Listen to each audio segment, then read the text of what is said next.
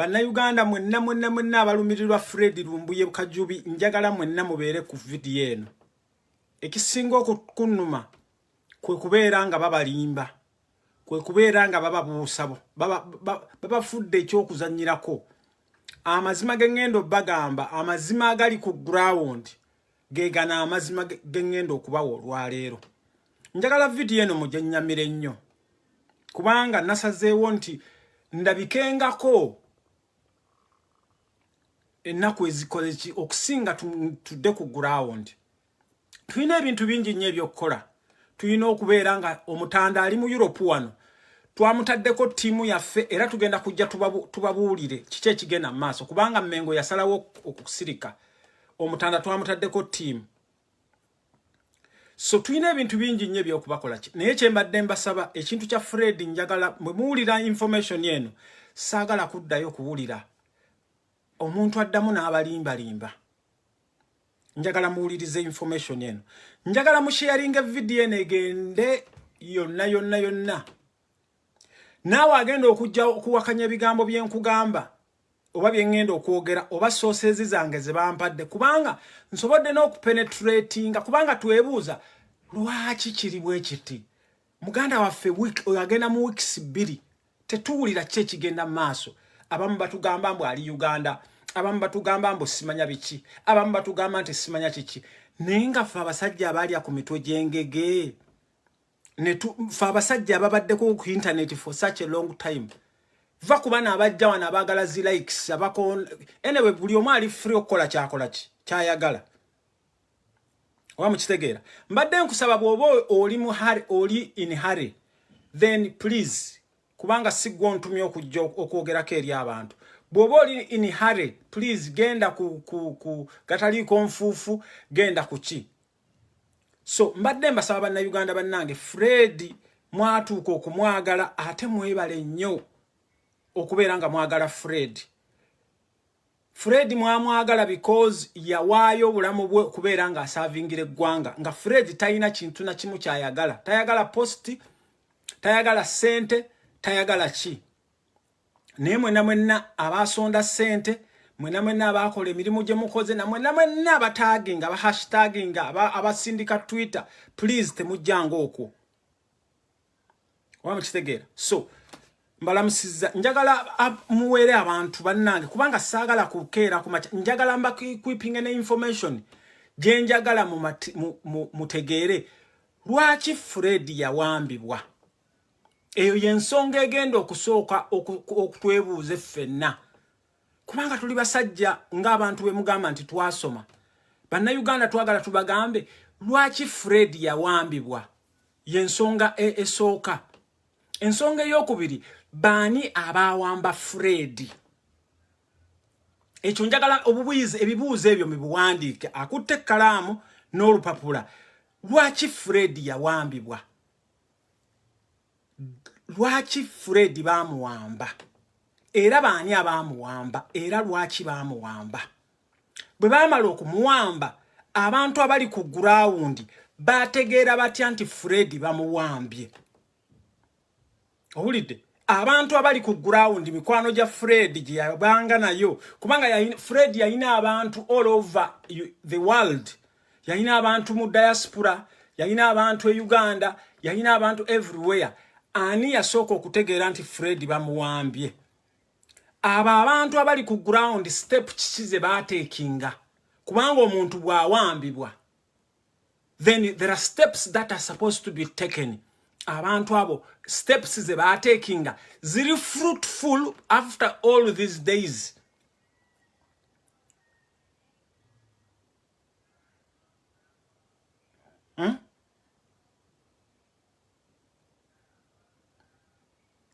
Okay. All right.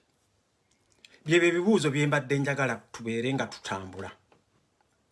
Nga bwe mwongerayo video eno njagala okutandika n'ekibuuzo ekisooka lwaki Fred yawambibwa era baani abawamba Fred.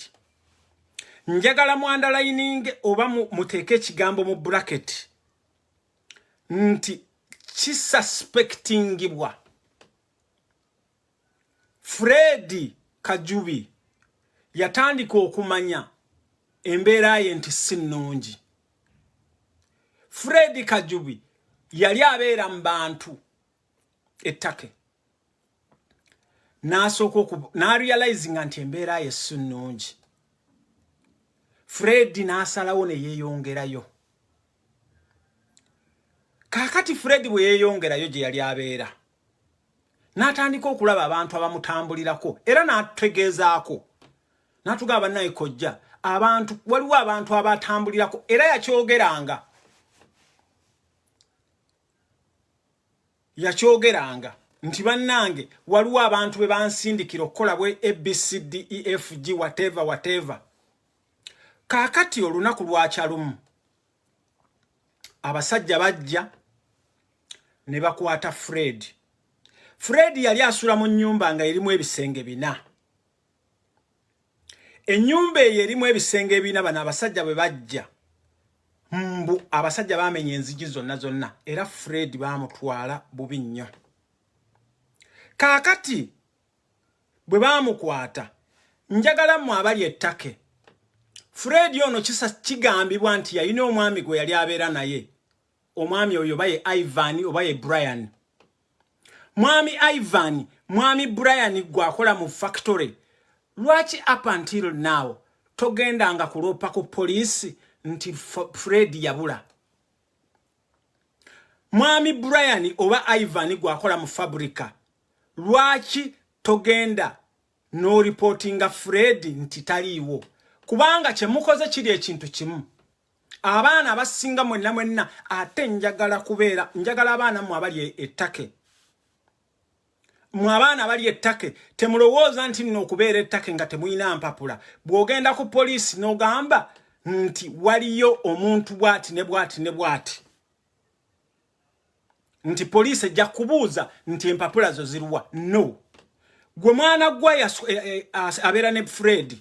Bwe wategeera nti muganda omuntu gw'osula naye bamukidnappinze, lwaki tewagenda ku polisi n'okola ki? Abaana b'ettake njagala obbagamba. Waliwo incidents emu gye baŋŋambye, waliwo mu Nigeria omu. Bannayuganda bannange njagala mbalaga ekifaananyi kya ttake. Ttake eringa Uganda. Ttake corruption mwakika kya waggulu. Njagala obbawa scenario nti ttake erina polisi yayo ekola. Naye ate njagala okubagamba nti at the end of the day mulimu bamafia munda. Wamukitegeera? Ttake tugeze nti osobola okubeera nga saagala bino kubyogera kambireke. Naye njagala okubagamba nti mwaliyo bamafia naye ate n'amateeka gakola. Example jenjagala okuwa bannayuganda abatulaba, singa mu abaana b'ettake mubeera serious ne mugeera ku makya ne mugenda ne mugamba mu abali front abali kugundi ku bintu bya gundi byalumbuye, njagala abantu bano okuba n'eminga mu video eno. Anzalite Setyabule oli mukwano gwange. Mwami Peter waliwo ne pastor omulala ali mu America abirimu. Njagala okubawa example, waliwo mu Nigeria gwe baŋŋambye. Omu Nigeria oyo kino nkigamba bannayuganda nti nga tetunnaba kugenda mbu ku kyolooya looya. Waliwo mu Nigeria yakuba ssente, yafera ssente. Bwe yamala okufera ssente ne batuuka okugabana ne munne.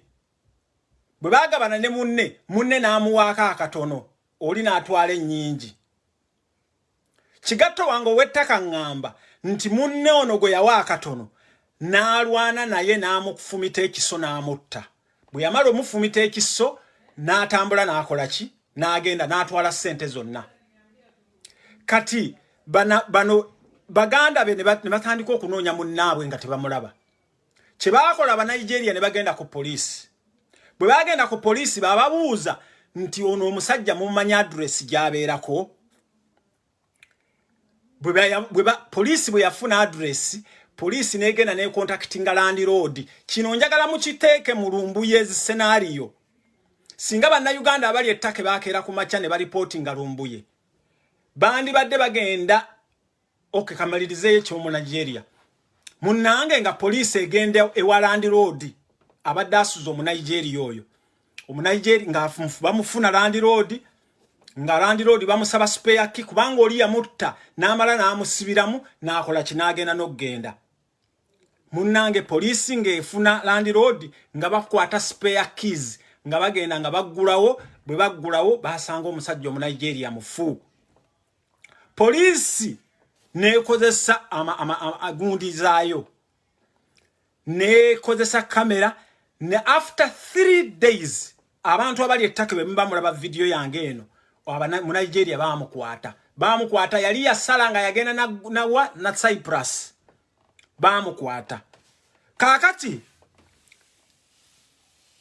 mbawadde basement y'ekintu kya Fred Lumbuye ono okusinzira ku kigatto wange angamba Fred Lumbuye ono yayina ebintu bibiri ekisooka government yali emwagala naye government okumwagala government ya Museveni ngeetya nnyo era bwe tutunuulira ffe abamanyi aba international relationship mu government ya Museveni kyesobola okukola mu bantu government ya Museveni be yali egenze mawanga neno nayo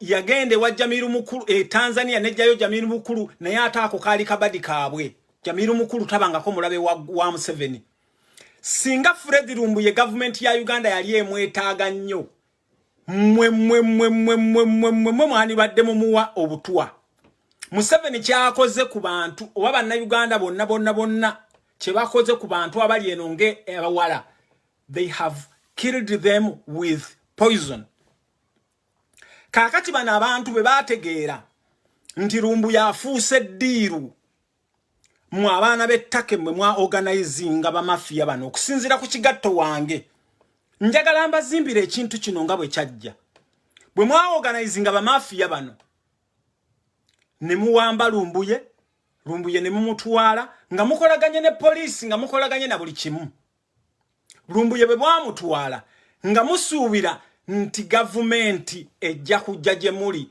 ebawe ssente empitirivu nti engeri Fred jaina abantu abangi ayina ba followers bangi ne ba followers be bajja kusobola okusasula ssente bajjayo Fred Lumbuye mwali mwagala kuhitinga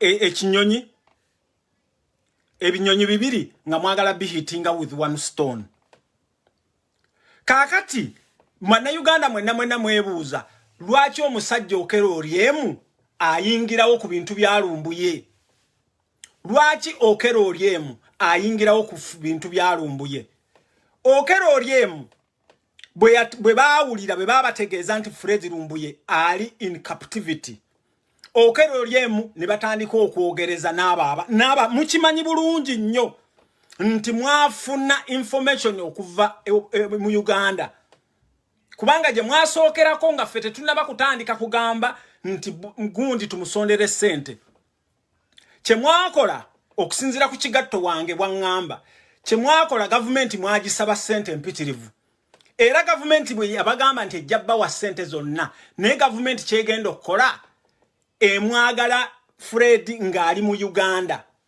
ne bagamba nti egenda kubeera nga ekola what they call okubuzaabuza kyovola banga Fred Lumbuye bamubukingira ennyonyi ku Turkish Airline ku Rwanda Air ne ku Emirates naye bwe mwa abamafia bamwe ne bagaana ne bagamba tebajja kuwaayo Fred Lumbuye okitegeera kyovola banga Okero Oryemu njagala wano mu Uganda oriwindinge oboga dots Okero Oryemu avaayo atya n'akugamba nti Fred Lumbuye atuuka ssaawa 8 n'eddakiika 45 kubanga yali 100% sure kubanga bali abalala baali banegotiatinga sente nga yalo osuubira nti Fred Lumbuye agenda kukola ki mwagaana ekya government ya Uganda ne mukivaako what did you do njagala osharing video eno alternative kije mwasigaza alternative je mwasigaza Honorable Zake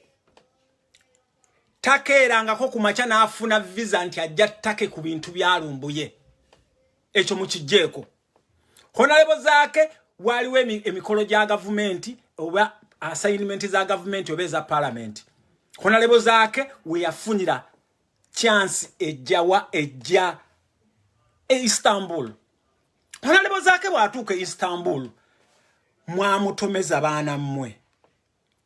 Bwe mwamutomeza kubanga bali abasajja abawamba Fred baina each and everything. Bino ebintu mubibanye Uganda. Mubumanyi Uganda baina lawyer. Kati kyenjagala okubabuuza mu mateeka olaba ne Uganda tosobola kufuna lawyer nga tonafuna police. Ebintu bitambula step by step. Omwana tasobola kutambula nga tannayavula. Mu abantu bettaka abakeera ku machane mututomeza zake ne mugamba nti muyina lawyer. Lwaki nga temuyina police case? Ekintu kisooka ku reportingibwa bwe mumala okukireportinga. Wama kitegeera bwe mumala okukireportinga then ne mufuna ki? Kakati muyingizaawo zake mumuleetedde omusajja oyo. Zakaze atugambye mwatandika ne sente 10,000. Bwe mwava ku 10,000 ne mukkirira wansi paka ku 7,000 mumeka. Nga Zaka kimanyi nti ebintu bigenda kutambula ki step by step. Kati tutambudde. Time etuuka. NUP aims ne objective zaayo. NUP aims ne objective zaayo. Mukama waffe Kyagulanyi Ssentamu akugamba nti agenda kukozesa amateeka okubeera nga ajjawo embeera yonna. Era nateekayo post ne mbagamba nti bwe mma musuubira nti NUP egenda kukolagana n'abantu abatali mu mateeka awo muswadde. Njagala okubagamba bannange atayina wendaga atalina mutima please vaawo. Kubanga nze njagala okubagamba nti we bituuse ekintu kino kirimu bannayuganda bettake baagala okulya mu Fred Lumbuye sente. Bannayuganda bettake mwagala okulya mu Fred Lumbuye sente. Sente zitandikibwa okusonda. Abantu basonze sente. Tujugambye tutaddewo hashtag abantu bagenze kwembase. Sente zitandise okukola ki okufunibwa. Naye nga njagala okubagamba NUP nga aims na objectives zaayo nga bweri nti ekolera mu mateeka. Temusuubira NUP kudiringa na bakidinapa abantu abatali mu mateeka.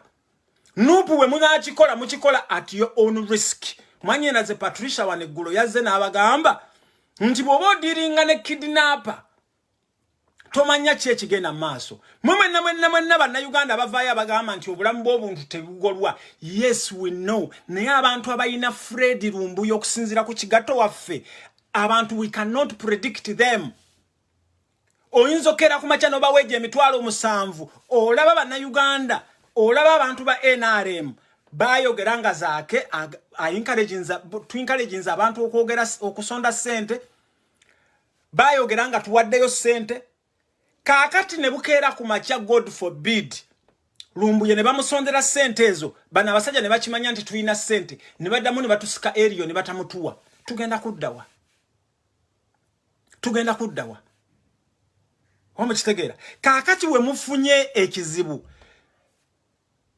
mulina problem mwe mwagala sente ziweebweyo naye nga Fred Lumbuye abantu tebamanyi gyali. Where is Fred Lumbuye? Wama kitegeera. Okero olyemu yavuddeyo yavaayo n'akola statement eri based on information gye yali alina. Kati ate mumulaba akyuka. Weebuuza lwaki akyuka?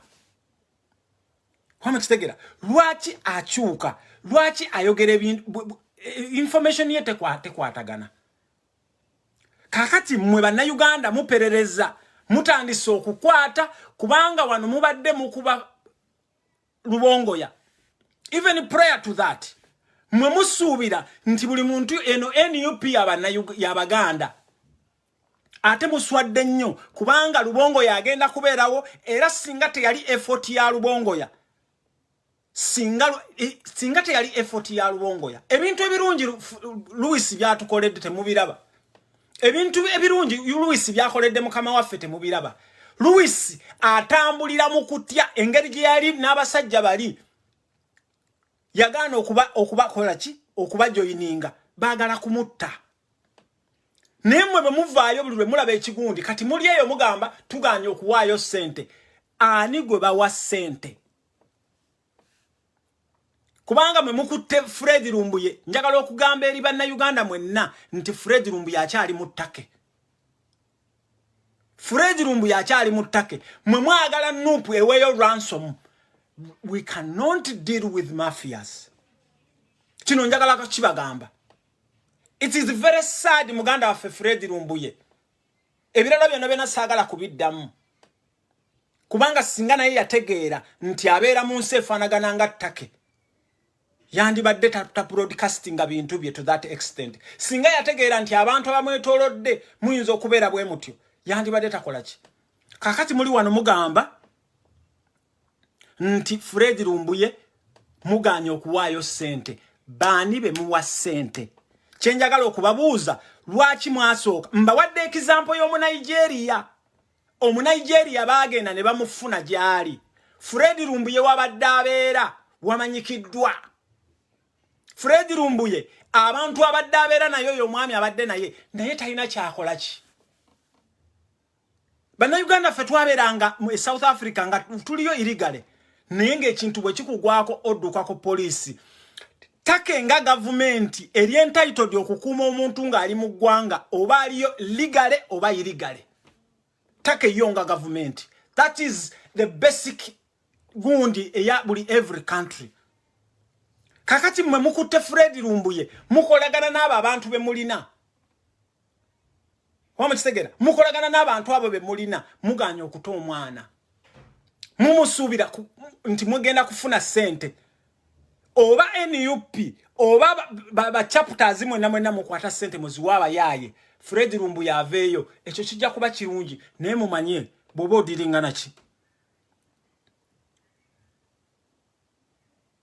oba mukitegeera kakati bannayuganda bannange nasobodde okutambulako kubanga ekintu kino njagala mwenna mugende nga mukitunuuliza bali bannayuganda abali ettake be batusibyeko ebizibu bino nasobodde okupenetratinga mu gurupu yaabwe emu gye balina gurupu yammwe gye mulina abantu imagine mu abantu b'ettake mwasooka ne mutomeza saake bamuwada nku nnyingi olw'okuba bo tebavaayo ne boogera beebuuzaako nga babayita nga temulabika nowhere to be seen oyo looya nga bamukubira essimu baagala mu miitinga kati muwada nku nnyingi bwe yagenda n'amiitinga the legal lawyers ne mukozesa bali bwe mwafuna bali abafere bammwe ne batandika okuthreateninga bano bamuwada nku nnyingi be bafunye kubanga ettake mukimanyi mwabawoninga bano nti no tebabeera nga bafadhalinga ebintu bino oba mukitegeera kati nasobodde okuyingirako mu gundi yaabwemu njagala muntagingire abantu mwenna abaraninga gundi yettake people power chapter yettake abaana bawaayo ssente muyina ekitabo kye muwandiikamu mulimu amannya agataliimu njagala okutegeeza bannayuganda abaana abamu bawaayo ssente naye abaana abamu batukubidde ne batugamba kojja amanya gaffe tetugalaba kati nsobodde okupenetratinga one of the group njagala muwuliriza amaloboozi gano njagala musharinga video eno tewabaako omuntu n'omu ajja okubabuuza ku bintu bya Fred Lumbuye bano abaana b'ettake bano bakimanye ekigenda maaso musharinga video Bana people power die hard ab'ettake muli mutya leero nzize n'empisa nonsose nabbabuuzaako nkimanyi temwagala njogere ku mukutu kuba byenjogera bibanyiiza naye ate era nzize era nga nnina okwogera kubanga tebannansalako ku mukutu okujjako nga bansazeeko naye nk'oyo okwezibikira neŋŋamba mba bannaye kansirike ebibuuzo twebuuza bingi buli ddakiika buli kaseera buli lunaku oluyita twebuuza ebibuuzo bingi ku Lumbuye nze nkyakomawo wano ku mukutu ku nsonga za Lumbuye ensonga za Lumbuye zifuuse ensonga za Lumbuye naye nga lwaki ensonga za Lumbuye zifuuse ensonga za Lumbuye Lumbuye ku buli poliisi bakugamba taliiwo ne bakusindika we bakusindika ne bakugamba taliiwo buli wamu n'otuukawo ne bakugamba taliiwo Lumbuye ali ludda wa era mwamuteekako mateeka ki agaganibwa Lumbuye okumulaba wonna waali era oyo yamuteekako amateeka ago obuyinza yabujjawa mbuuza bubuuza anti bwe njijja mugamba nnyomba njogera bubi siteesa ku mukutu ate ne njijja ne mbakola biki byonna mujja byogera naye ate ng'omuntu waddembe okwogera kyonna ky'ayagala saagala muntu anzibikira kwogera mundeke njogere bwe mpulira nga njagala kwogera amanzize kwogera ku mukutu wama yogera muwulire bulungi kakati ekindeese ku mukutu kansoke nve mu kulandagga ekindeese ku mukutu eri ensonga emu abantu abaateekako looya kuba Lumbuye akyabuze go ge mazima Lumbuye akyabuze buli wamu Lumbuye akyabuze buli wamu tewali yafunye information ya Lumbuye abantu abaateekako looya balipootingira ani abakulembera ani abakulembera abantu abaateekako looya lwaki tebatulaga Lumbuye waali Lumbuye asobole okuyambibwa bannange abantu abo abali kirimu abagamba muno bakirimu ye ate nkwekewa tutandikire ku Anzalite kuba nze yali akineegambiddeko mu kamwa ke nti ffe tuwateekako looya ate yali aŋŋambyeko ne poliisi we baamusoosa mbuye fati kitegeeza alina obujulizi ku Lumbuye lwaki tetutandikira kwaba okubuuza Lumbuye lwaki tukoowa lwaki tukoowa tunoonyeza Lumbuye twonoonye ssente abamu ssente zigenze nga tunoonya Lumbuye buli omu anoonya Lumbuye buli omu ayeebuuza Lumbuye amawulire gafuluma ga bulimba kino kiri anza we mulimu eriisa nkuuli ki ekibagaana okwogera Lumbuye waali n'okuwaayo looya wammwe oyo gwe mwateekako simanyi ne looya wa Lumbuye bonna mubaleete mu ddiiro mubawe bekikwatako boogere nabo bateeseze Lumbuye basobole omujja mu kkomera gy'ali bwe njogera njogera bubi entandikwa weeri aba Anzalite abo abaana ba People Power bamanyi Lumbuye waali ate n'abageyeza bweru betuba tutandikirako okubuuza Lumbuye ali luddawa abantu ne bagenda ku kkomera lino ne bagenda kuliri ne bagenda kuliri ne bagenda kuliri ne bagenda kuliri Lumbuye taliiyo abantu mwagala tukole ki mubuuza byakyama abo abagamba mbu byakyama tulina bambega bebambega betuba tusookerako okubuuza Lumbuye temwagala tubagambeko temwagala tuboogereko bwe tuvaayo bagambako nti twogera bubi kati banne mwagala ki Lumbuye abuze omusana gwaka ebweru gwokya omuntu n'awulira ng'agwa eddalu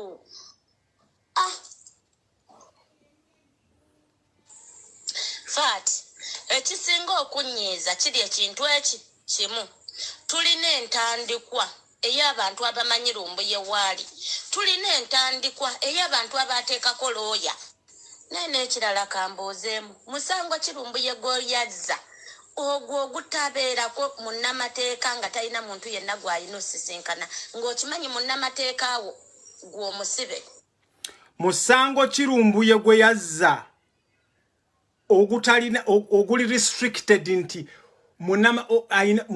looya alina okusisinkana omusibe musango ki Lumbuye gwe yazza mwembabuuza muwulirize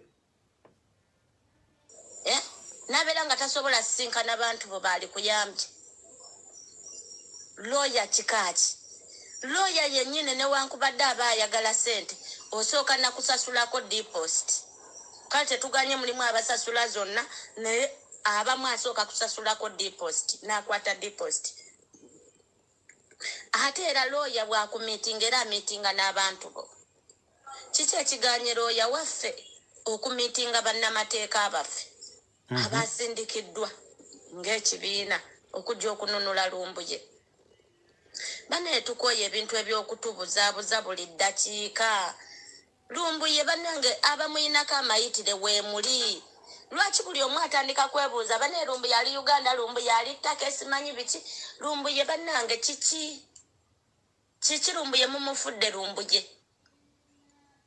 ye siddaala nti lyakuyitirako ogende gy'olaga nedda lumbu ye muntu munnaffe baganda bange bwe nvaayo okwogera nga muŋŋamba mbu simanyi njogera bubi oba njogera nnyo simanyi taakinga ab'omukutu naye mme bwe mbuuza mmwe temubiraba babalimba mbu Zaake yateekako looya ne babalimba mbu simanyi People Power yateekako looya nabo baabo banoonya bunoonya naye nga lwaki banoonya bunoonya nga entandikwa weeri ey'abantu abateekako looya era abamanyi lumbu ye waali era abaayisa ekiwandiiko nga basaba ssente looya kika kyatasobola kumiitinga bannamateeka b'ekibiina ekyomuntu bw'aba abadde nga bamafiya bamuwambira byabufuzi ng'era ali wano ku poliisi z'ettaka oba mu makomera g'ettaka lwaki abatasobola kumiitinga bannamateeka bannanammwe mutunule mulabe muzibuka amaaso baganda bange mugamba njogera bubi naye abaana baffe wano ettaka mmwe muyina lumbu yayinza n'okuba nga ekkomerera mwali mwamuteekako olukomera nti tewaba amusisinkana n'omuntu yenna wabanga azze ng'amubuuza agambe taliiwo oba si ekyo nga mwamuwamba ali mu gayumbayumba gy'ali kubanga wano ekyo nakyo kisoboka wano ettaka ekyo kisoboka ekyokuwamba omuntu n'omukweka mu nnyumba yo oba n'omusibira awantu wonna ate wano bagundi tebaabikola Abanigeria era Omunigeria poliisi bwe yakigwamu yadduka ekyo baakikola ne babasibiramu babiri era abaana we bali wano poliisi yabanunula omu yatoloka n'agenda n'anyonyola poliisi yadduka alina bwerere bukunya n'agenda n'anyonyola poliisi kyebabaddeko poliisi netandikirawo okunoonyereza era abaakikola badduka beekweka bwekwesi Abanigeria abaakikola beekweka bwekwesi kuba baali bawambye buwambi muntu wano ettaka tewali kitasoboka nekye mwakola kyonna ku lumbu ye baana mmwe muveeyo mwogera amazima mugambe nti bannange entandikwa yaffe yali bweti ne bweti tutandikiraawo kintu kitono nnyo okusinga we tunaavaayo okubakolokota okuboogerera ebingi bingi ng'ate musobola okwogera amazima kuba mugalina Shakira ekisinga okuluma tuwangadde ne lumbuye mu myaka egisukka 8 okitegeera ate lumbuye takyali ordinary person abantu kyekibalemye okutegeera bo bamulabira ku level yemu nabo tekisibwali lumbuye muntu mulala kati ate buli muntu yenna yadde siwa People Power nga Munnayuganda avunaanibwa wano ku Munnayuganda munne era abayagala ategeere kyekigenda mu maaso ebintu bya lumbuye bino ekyasinga bireetamu obuzibu byafuuka ebyekyama ate nga si byakyama ebintu bya lumbuye babijje mu kyama si byakyama singa batubuulirako nti kale gyali ali mu kkomera bweriti naye tetwagala kukola ki kumulambula oba naga tebakkirizayo mulambula fine and good naye tewali amanyi gyali tewali kyetutegeera twafuuka abasirusiru munnaayi ffe twali twewaddeyo kino omuntu tusobola okukola bwe tuti babakugira kwegamba byo bitulemeredde tujja kugwa ddalo nakukyawagana ate nga tetwali tuuseeyo yonna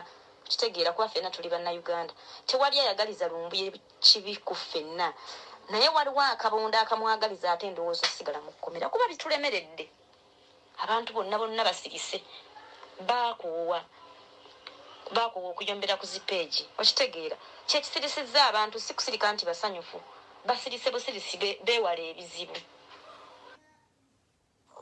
anza bwe baba bakozesa ng'owa People Power ettaki balukusuulamu bwe baba bakozesa ng'owa People Power ettaki mukole kano akantu akakodyako okuwamba lumbuye n'okumukwasa ku ssaawa zino musibe ayina obulamu ayina famire ayina abaana ayina abazadde nga gwe naawe bw'obirina bw'oba gwe toyina abaana ye ayina abaana oba toyina bazadde ayina abazadde ayina omusaayi ng'ogugwo naye muntu yeetaaga obulamu bw'okuba n'eddembe anzanze nkumensioninga nnyo lwa nsonga gwe entandikwa ya wano ettaki kubanga gwe wa People Power eyavaayo n'ogamba gwe pulezidenti wa People Power kati People Power bwe beekolaganye naawe ate nga nawe tosobola giwa kituufu nti ekituufu kyekino ate ng'olina ky'omanyi olimba anze olimba vaayo obuulire abantu ekituufu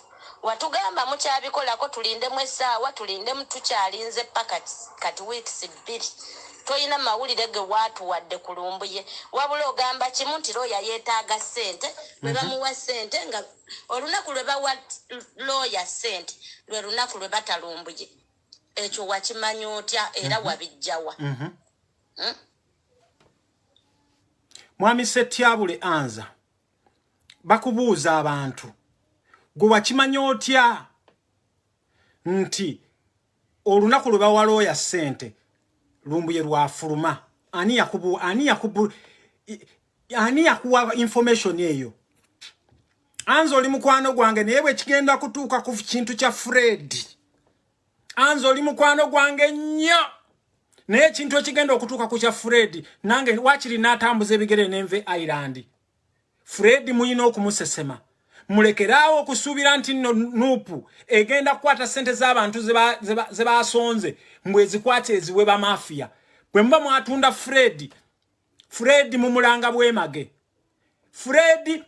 bwemage abaana b'ettake mwenna muveeyo mubuulire bannayuganda ekituufu nga bannayuganda tebannava mu mbeera tugenze maaso wakimanya otya era wabijjawa gw'osuubira omuntu okujja nga yeetisse kaashi nga tamaze kulaba ku musibe we na kulaba kikyagenda kusasulira ekyo tekiriyo bambi tekisoboka mulago looya wammwe aveeyo alage Lumbuye nti ali wano bajja musasula kuba ssente weeziri zirindiridde kulabako bulabi ku Lumbuye nti bagenda kuwaayo ssente naye simanyi kiki kye mukukusa mulowooza bannange abasonzi ba ssente basiru oba ekibiina kya People Power kisiru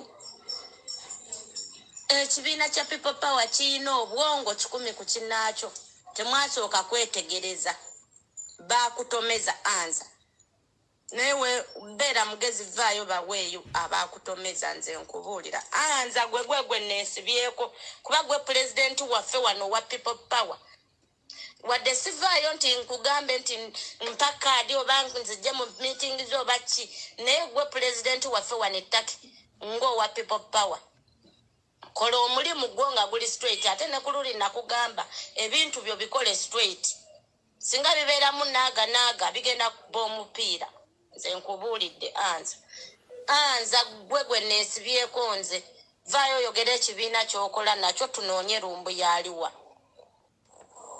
Sweetheart abaana bammwe omusango gubasinga abaana bammwe bemuwolereza omusango gubasinga baateekako looya waabwe tetukiganye looya waabwe tebagaanangako musasula ssente zaasondebwa era weeziri looya waabwe ekimugaana okumiitinga abantu b'ekibiina kiki maama alina ku meeting abo abaamuteekako bokka be balina ku Lumbuye obuvunaanyizibwa bwe baba be baamuteekako bokka nga be balina ku Lumbuye obuvunaanyizibwa lwaki tebeeweera looya waabwe ssente lwaki tebamwesasulira bo ne batuwa Lumbuye ne batugamba Lumbuye wuuno naye muleete ssente bwe ziti ffe ze twataddemu lwaki si kye baakola mukwano tetukuba abaana bammwe be bayisa voice note ku mikutu abantu basonde be bayisa voice note ku media zonna ez'obulimba ze tugoberera mmwe ne muvaayo ne mutuzibikira tetujja kwogera bw'ovaayo okwogera twogerera bubi abaana bammwe aba People Power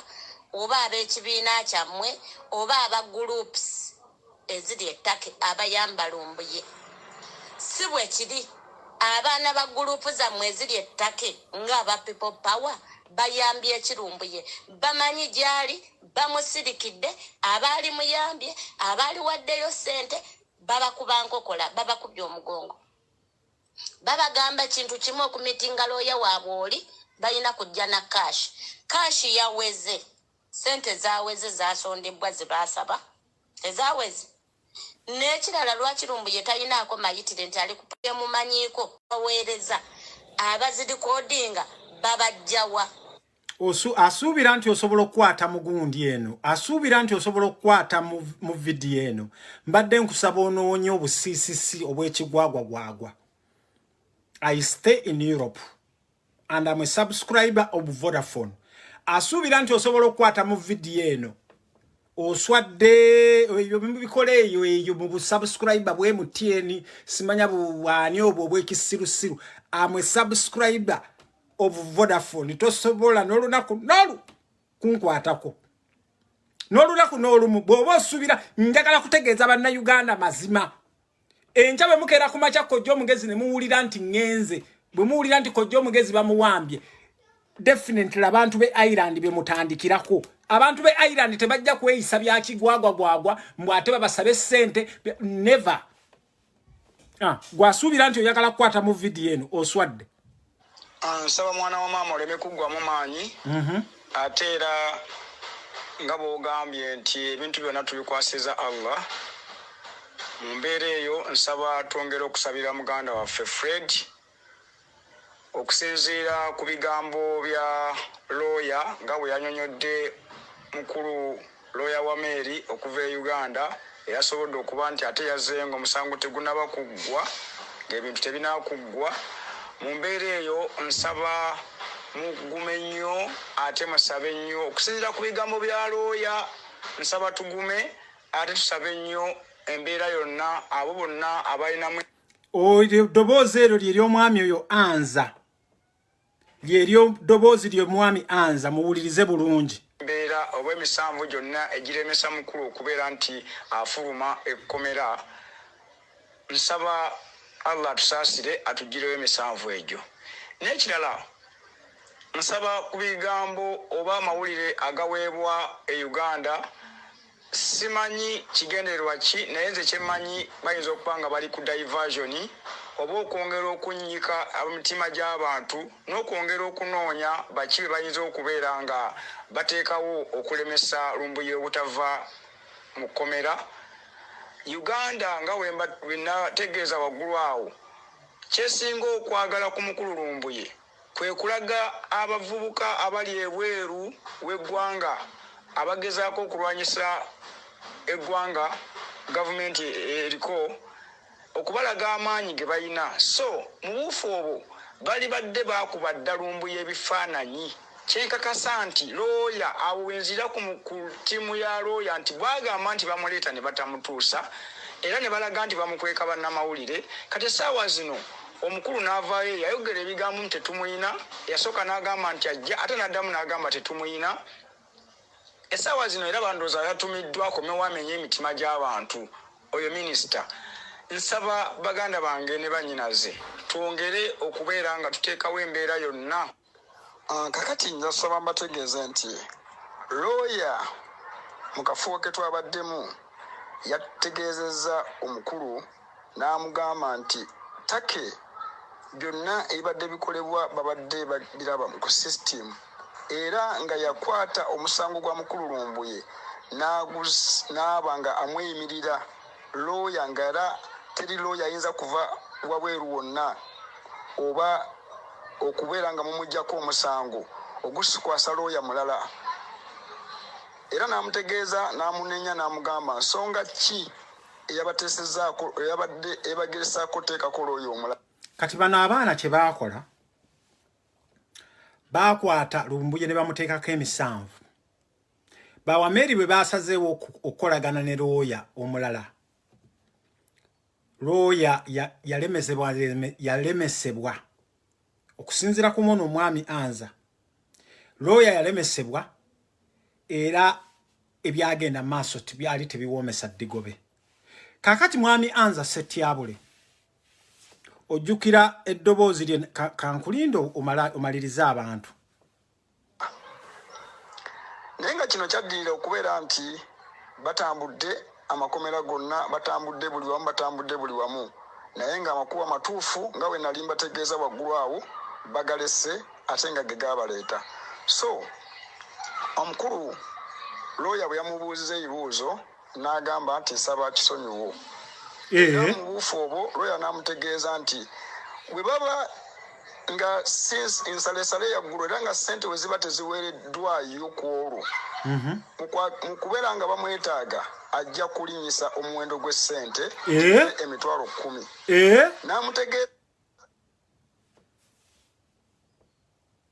kakati nomubadde muli awo nti lawyer wabula bavubuka mmwe lawyer gwe baanza bano gwe baafuna mbu ensale yabadde yaggulo kati bino njagala kubyuba waye breaking news je mbadde njagala obbawa sente zigenda kulinnya bategedde era kyovola banga manyina ze Patricia yavaayo wano n'abagamba nti bwodiringa ne mafia expect the unexpected.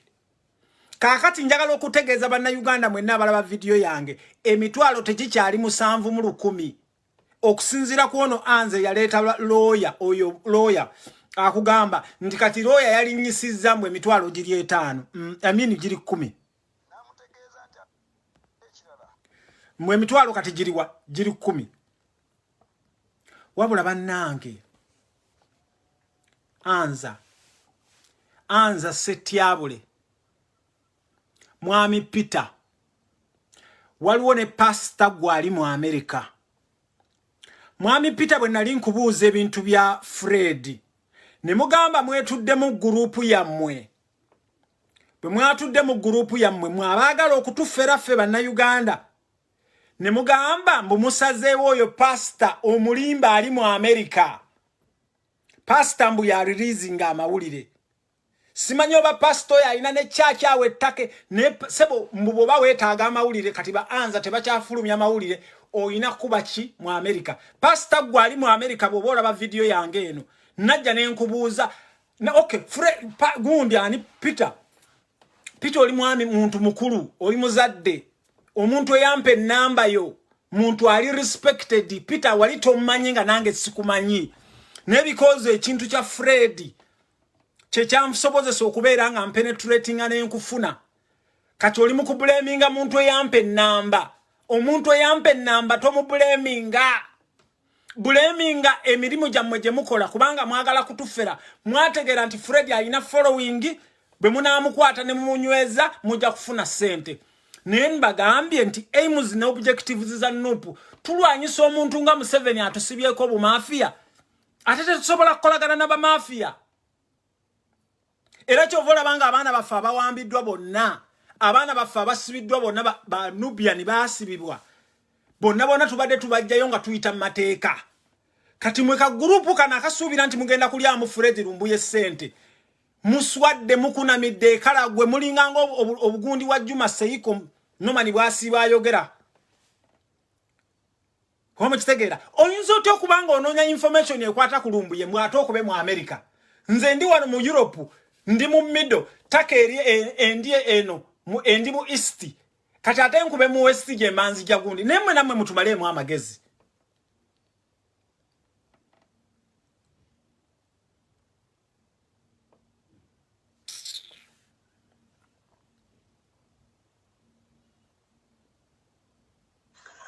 kakati nasaba amategeeza nti lawyer nga tumuwa emitwalo buli lunaku kwolwo ng'ayongezamu omutwalo gumu n'amutegeeza nti Uganda egezezaako okubeera nga ekola erinnya ebbi ku buli embase y'ettake era nga balaga nti baagala ku boycott. Njagala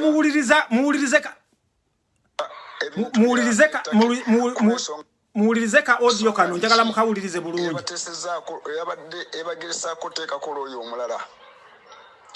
Naye nga kino kyaddirira okubeera nti batambudde amakomera gonna batambudde buli wamu naye nga amakuba matuufu nga we nali mbategeeza waggulu awo bagalese ate nga ge gaabaleeta.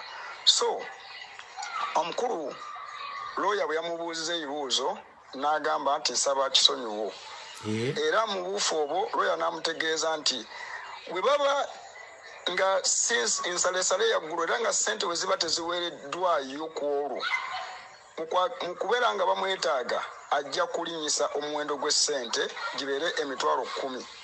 N'amutegeeza nti ate ekirala we ziyitamu olunaku oluddako 10 ku buli lunaku lwe muba mwetaaga okubeera nga musinkana lawyer akole ku nsonga za Lumbuye nga mwagala ziggwe tujja kuba nga tumuwa emitwalo buli lunaku kwolwo ng'ayongezamu omutwalo gumu. N'amutegeeza nti Uganda egezezaako okubeera nga ekola erinnya ebbi ku buli embase y'ettake era nga balaga nti baagala ku boycottinga ebintu by'ettake. Kati muwulira eri eno gye batusika batusika eriyo nti government ya Uganda eyagala Lumbuye n'okusingaani mbagambye nti singa Museveni yali ayagala nnyo Lumbuye era Museveni yagezaako okukwata Lumbuye n'amulemwa yandibadde amuwa butwa. Kati mmwe mwakolagana n'abasajja bano ne babagamba ab'e Uganda nti ffe twagala Lumbuye ng'ali waka. Kyova olaba Museveni ata nnyo international relations okubeera nga zoonooneka. Singa Lumbuye ono yava e Uganda yavanga ngono Oryemu bwe yali ayogera ne tuddayo ne tufindinga out nti Lumbuye baamutwala butwazi paka Uganda n'akolebwako kubanga ffe musinga mutufuna mu mikono gyammwe mugenda kutuhaminga. Ekintu ekyo kiba kyonoona Take. Take baagiteekako ekya Jamal Khashoggi. Take tesobola kuriskinga kintu kyokubiri kino. Tugenze maaso. Kuba ensonga ya Lumbuye ng'ate bakola endagaano twakola endagaano naye mu kubeera nti atikola ku musango gwa Lumbuye abeere nga aweebwa emitwalo 7,100. Mu buufu obwo ng'akakasa nti teri muntu agenda kukkiriziganya n'ensonga ey'okubeera nti tuteekawo buli azaamaanya aleme kusasulwa.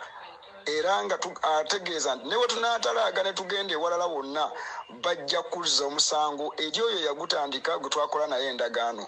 Era n'amutegeeza nti ku olwo olw'eggulo lwayagala ssente ze ku So mwe baanza mwagenda ne mufuna looya wa moyo gwe mufunye ne mukolagana naye endagaano nti tewali muntu asobola kumuggyako musango gwa Lumbuye mwakola naye endagaano. Tweyanzizza.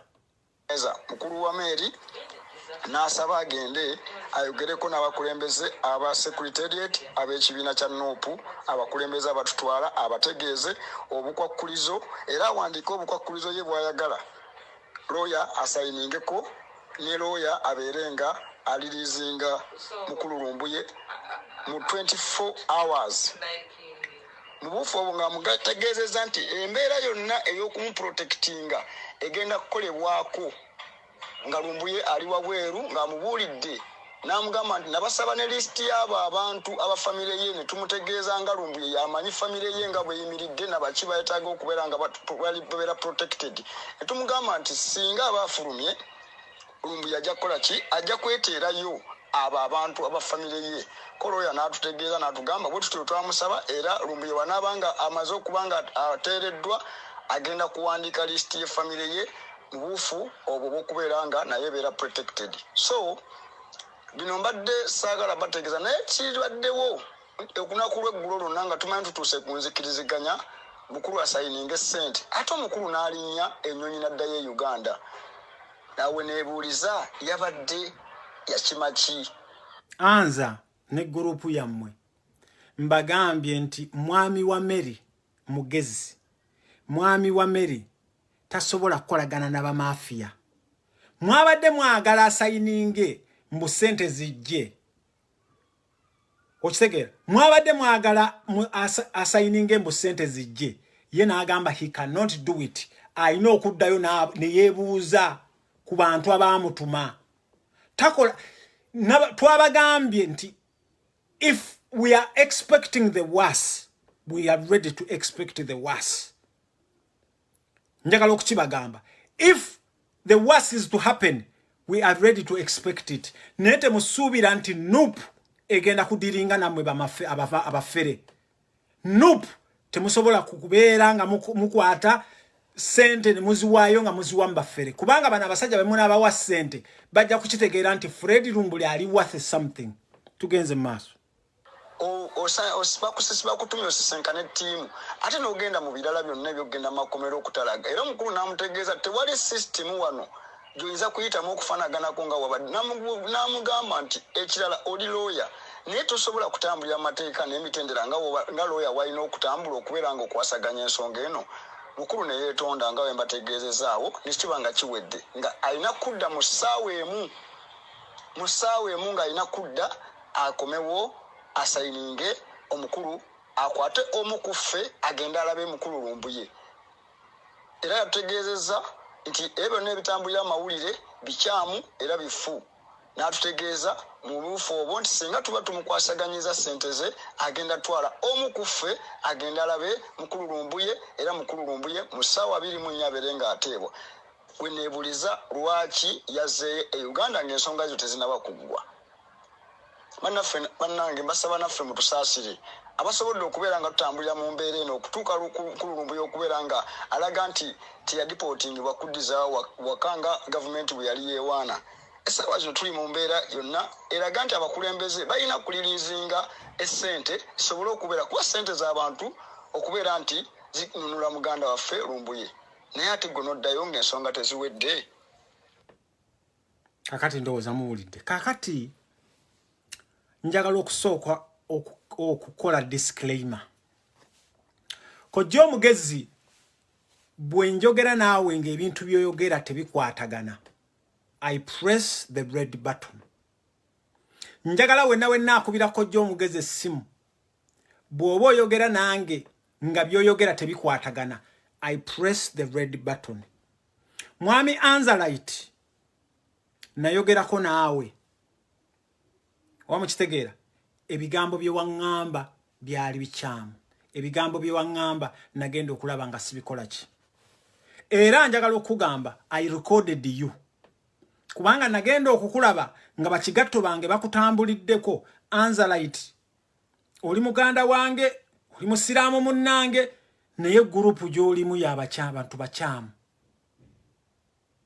Kaakati kandabe.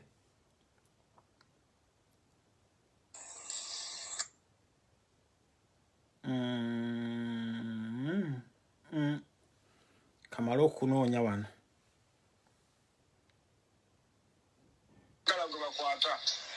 Kubanga baba bamaze okumegga omusajja ow'amaanyi sonna naye kati fe abatabadde mu kamera bagenda kukwatanga bukwasi nga batulugunya. Ne bagamba bannange pointi eyaffe mwe gye mutukoleranga ekyamaanyi kwe kututera ku keesi zaffe ne muteekako ki bendera za people power.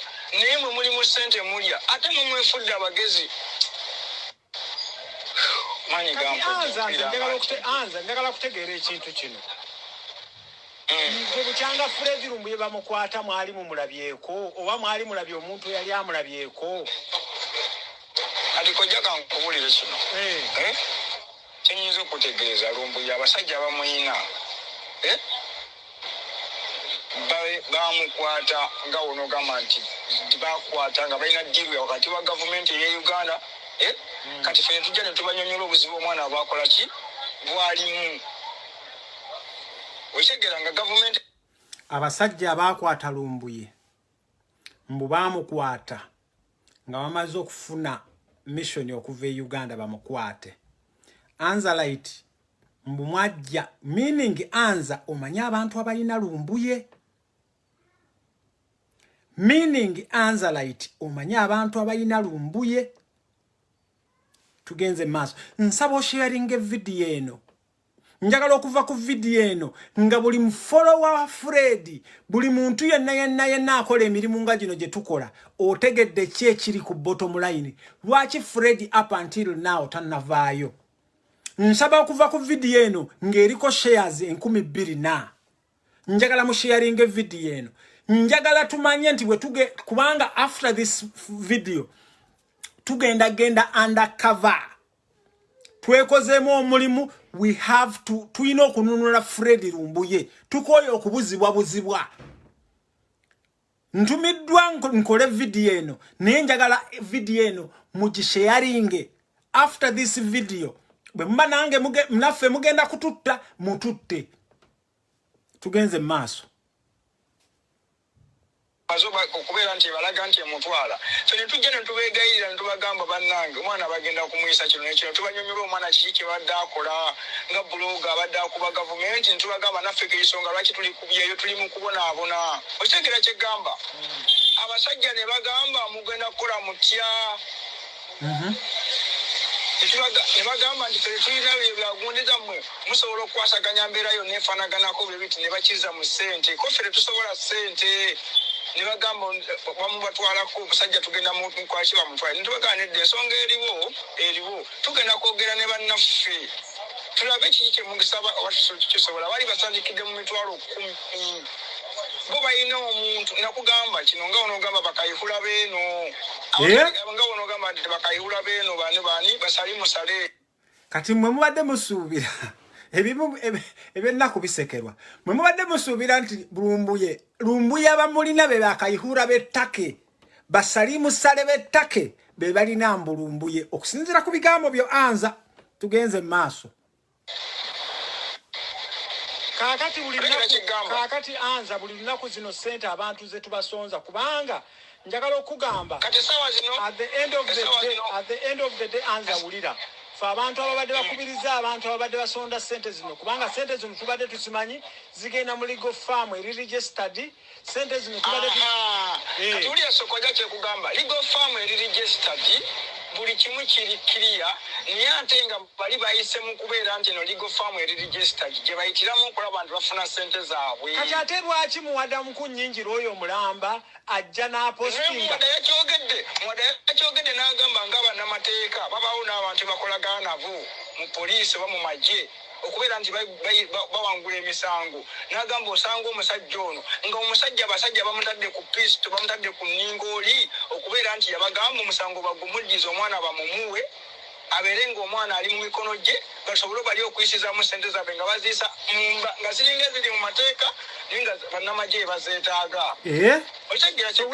sente buli naku zetusonga nga bayitamu eno legal farm ng'eriko n'erigundi eyennezaland era ne bamuprotectinga buli kimu okubanga bali tebasobola mutwala kati bano bebanakijjako siiru gye babateekako bamututi kati bano kasita banakijjako siiru bamutwala kabano bamuwada baleesa obujega bwabwe ate kati bamulira bamuwada tebalina bujega bwe bagenda kuleeta nga muorede mwalina ekintu kye mwateekawo bamuwada sente zizino abantu bazisonze olira kojjanga nze kyendabye muwada akulaga ayinganga az'okulwana olutalo olupya okunoonyereza n'okubeera mutamanyi kiriwo yeefudde atamanyi kiriwo otegera nga statement ye bweri ku Facebook eraga nti ali fresh alinga zze nga onogambye amazeemu abantu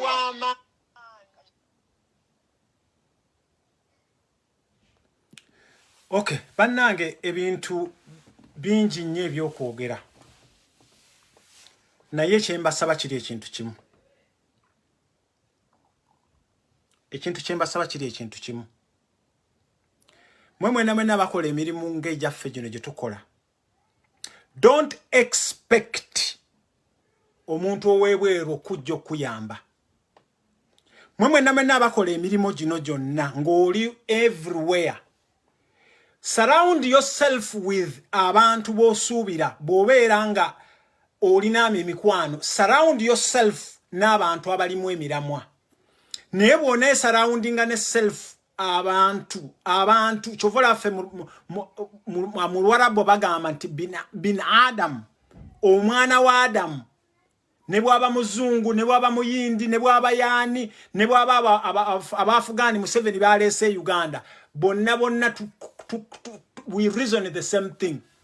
Bw'ogenda ku Munnayuganda South Africa, Munnayuganda Kenya, Munnayuganda Dubai, Munnayuganda Istanbul, all we are the same.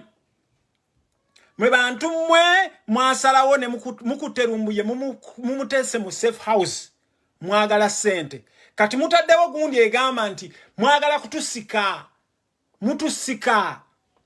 Government yo yagaana okubayingira mu gundi yaabwe kubanga yabasaba that gundi okubeera nga mumujje ettake mumubaweereze. Naye nga mumukimanyi nti government bw'ebeera ne lumbu ye Uganda tejja kubasasula.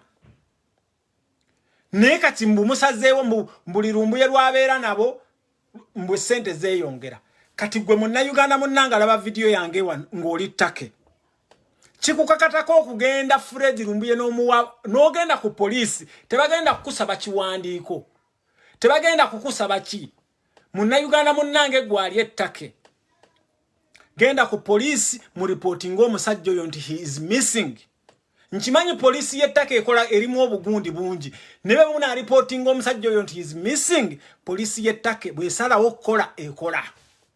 Naye n'ekirala kino Nope. bwe musalawo okudiringa n'abasajja abo ne mubawa ssente Lumbuye obulamu bwe tubwagala nnyo naye Lumbuye embeera gy'alimu y'amatankane ng'empale za tibahabulwa z'abadde atugamba Lumbuye embeera gy'alimu y'amatankane you don't know whether bwe musasula ssente bano abawa Lumbuye ate njagala okubagamba should you nga people power nga Nuupu ne musasulayo ssente Wama kitegera then Lumbuye n'atajja that is going to mark our fall. That is going to mark our fall. Kati mu abaana b'ettaka mbasaba ekintu kimu.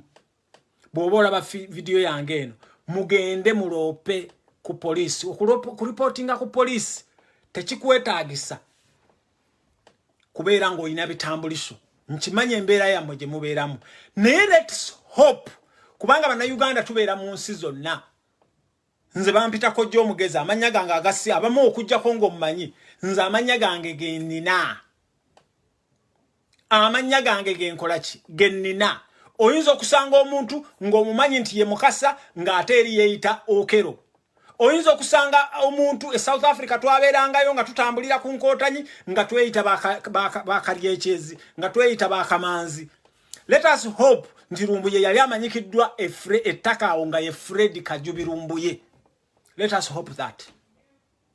Naye nze njagadde okujja nzijewo gino gyonna gyonna emivuyo egiriwo ate kisuspectingibwa okuba nti pressure gye mwatadde wano njagala nga sinaba kutuuka ku kintu kino njagala bannayuganda mwenna abali ku Twitter mwongereemu amaanyi mu hashtaginge free Lumbuye kubanga kano kasukaali gavumenti y'ettaka ekawulidde era baŋŋambye amawulire gano nyina okugafu konfaminga nti bwetegedde gavumenti y'ettaka kubanga okuva wa teyagala kuwonoona reputation yaayo mbukinziko okubanga gavumenti y'ettaka eyinza okubanga Fred Lumbuye yagenda n'emukwata naye aga amawulire tulina okugakonfaminga naye mmwe bannayuganda abali ettaka please mugende mu reportinge Lumbuye as a missing person.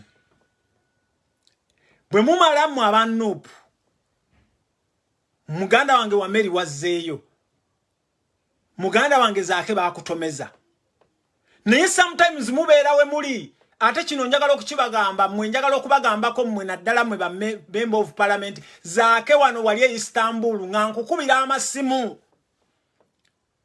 nga togakwata bwe muba mutambuddeko Uganda ate si egundi ebintu ebimu musooka ne mulinda ng'okola statement omuntu bwakubira naddala mu abali wano nga twabalonda muli somewhere omuntu bw'olaba nga kojja kubidde essimu there is a reason lwaki omuntu n'awandaba omuntu there is a reason lwaki akubira essimu ayinza okubanga ayina ekintu kyagenda okugamba ekigenda okukola ki bwe bakubiranga essimu yo n'osangako missed call gireplying kino nkizaayo ku mukulembeze wange Kyagulanyi Ssentamu sebo w'ekitiibwa Kyagulanyi Ssentamu kimanyi oli busy nnyo naye bw'osangako missed call oba secretary wo n'akugamba kuno kuliko missed call find ways of replying to that person because omuntu bw'akukubira essimu there is a reason oba ayagala kufera there is a reason lwaki akukubidde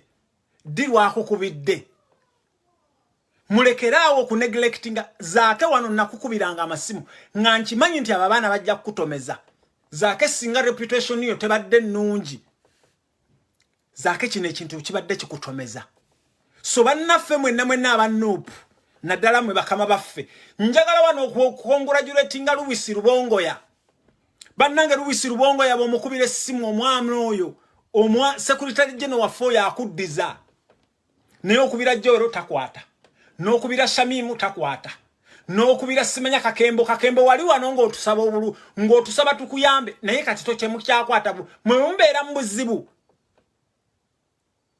okitegeera so njagala kubasaba be cautious ekintu kya Lumbuye mbadde njagala okujjako volongoto aliwo volongoto naliwo tebabalimba mbusimanya ali Uganda mbu alichi oyo Dini Lubo wa Sava bwe mumulaba ayogeranga n'omwenge ekyamugobya mu NBS simanya ne mu NTV bugwagwa na buchi yeyiya bweyiya fe when we come here tulina emirimu gye tukola tulina ekintu kye tukola even if it pays us €1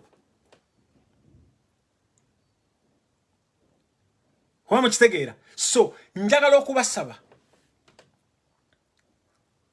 mumanye ekyo kukola kati abaana b'ettake mugende mu reporting Rumbuye is missing abantu ba Nuupu sente ze mukutte buli muntu yenna ayagala sente nze lwakuba siri mu ka meeting kamwako kubanga kati mpulidde ne mu meeting zammwe eyo mutandise okuyomberayo mpulidde mwabali egundi kubanga mugundi yammwe mwendi naye temusobola kuntegeera Gwomwami go bayita Abbas simanya bikoze bitya gwe minister simanya wa transport oyogera oluma amannyo era wagambye abantu bagano okusindika sente gye bali supposed okola ki mbu sente bazikwate bazikola ki omukitegeera omuntu oyagala sente zo anyway nze sikola mu bya sente sinze secretary for finance nze wano kubagulira ki ekigenda maaso mulekeraawo poko ono gwe muwulira yenna ali ku Rumbuye akyali ttake kaakati ffe nga abali concerned kubanga abasinga mwenna Rumbuye mwali temumumanyi ffe tubadde ne Rumbuye although I've never seen that guy face to face ne Rumbuye abadde kyali wange ngera manyi kyatasobola kukola manyi ne kyasobola okukola kati tetusobola kukkiriza Rumbuye agende bw'atyo okujjako era ne bw'abanga ayina gundi gyakozeemu tugenda under the floor tugenda under cover tugenda kubabuulira amawulire ga Rumbuye tujja kukozesa buli kyonna ekyetaagisa tuyingire ettaka eyo ne bwe muba mututiisa kubanga twabagambye tujja ne mututiisa tugenda kuyingira ttake tumanye ne bwe tunaamalayo omwezi mulamba ne bwe tunaamala Rumbuye tasobola kubula bw'atyo ebyo byekigwagwagwagwa so yeyo step forward Bannayuganda muleme muwulidde information yonna muwulidde bwe mba mubanja Fred Rumbuye ani gwe mutandikirako mu Bannayuganda mwamuteekako akakomera Anzalite Mwami Peter nawe pastor ali mu America Rumbuye mwamuteekako akakomera bwe muti musandise tugamba musimanya kati lawyer ajja kubeera ng'ayongeza sente my friend fete batusika if bwe mutusika bwe mutyo ne tusakaminga tuyokugundi then next time mujja genda muwamba ataasinga naawo next time tuyina okuactinga nga abantu fe kino ekintu twakiyingiramu tukimanyi nze kojja omugezi nzija okwogera gye muli saagala likes naye nkimanyi nti enkya I'm subjected to death I'm subjected to what twajja ffe tumazeeko kyova olaba abaana ba Edi Mutwe basaavinga sentensi yaabwe ne bagikola ki kyova olaba omusajja mu biru gyali oba anajja oba tazze ffe twamalako bwe munaatutta bwe munaatukola buli kimu okitegeera so kye tutasobola kukola kwe kuleka Fred n'agenda bw'atyo so njagala mutegeere muleke bano bonna bajja wano ne babalimba simanya bugundi bayina biki mbawadde information okuva ku source mbawadde information ekiriwo kati tulina abantu betugenda okukwamba nti mutuletere Fred mulekeraawo okwebuzaabuza nti simanya sente za lawyer musimanya biki mwenamu abatweetinga mutweetingire government ya ttake free Fred Rumbuye hashtag ezo zeyongere maaso nefe okutandikira tutegeddewo with the information that we have information je tugenda okutandikira ko tugikola ki tujirina mwasuubira nti no amanya abantu abamungena ne mulowooza nti bwe mutulaba wano fe bannange we have been there nze I have ever met Salim Saleh South Africa awo ngali mbintu byobufere namumitingako fe tuvudde wala so oyogere era wogenda South Africa nobuuza ko jjo omugezi Pajja kugamba nti oyo gwe mumulaba temumumanyi. Nze ekintu kyonna nga kya bufere ne bw'oba okola otya toyinza kunfera. Kubanga waliwo abantu abakola ebintu ne bagamba nti wamukitegeera. So mbasabye bannayuganda abali ettake mugende mu reporting. Bannayuganda mwenna tuteeke kuba anza akazito. Batubuulire bajja batya okufuna looya. Looya oyo ani abagamba nti ayagala ssente ezo? Lwaki ate kati beekyusa? Tubateekeko akazito okusinziira ku information gye muwulidde. Wamukitegeera? Okusinziira ku information gye muwulidde. Fred akyali ettake tebabali ebinusu. Fred akyaliyo ettake. So bannayuganda bannange ngenda undercover ne bwe mutandabako. Nze ne tiimu ya we cannot allow Fred aperishinge bwato. Tunanyonyola tutya abaana be. Tunanyonyola tutya ba followers be. Nti ffe twali wano nga twagala zira X Fred nga bamutuga. Fred nga bamukola ki? Mpozi tusange nga mwamutadda. Ne we are coming for you. Sharing a video.